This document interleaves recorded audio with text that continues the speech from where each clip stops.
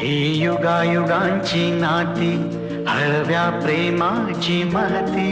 ही युगायुगांची नाती हळव्या प्रेमाची महती. प्रेमाचे महत्त्व सांगताना प्रियकर प्रियसी सागर म्हणजे समुद्राचे उदाहरण देतो. समुद्र कितीतरी मोठा आहे, कितीतरी जुना आहे, बरोबर? फार शतके आणि युगे गेलेली आहे. सागर ही थांबे केव्हा त्या एका थेंबासाठी.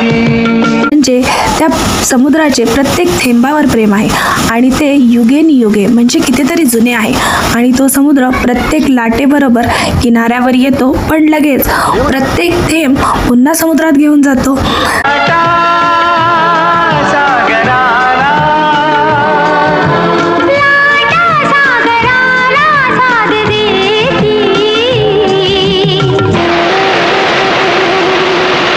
युगायुगांची नाती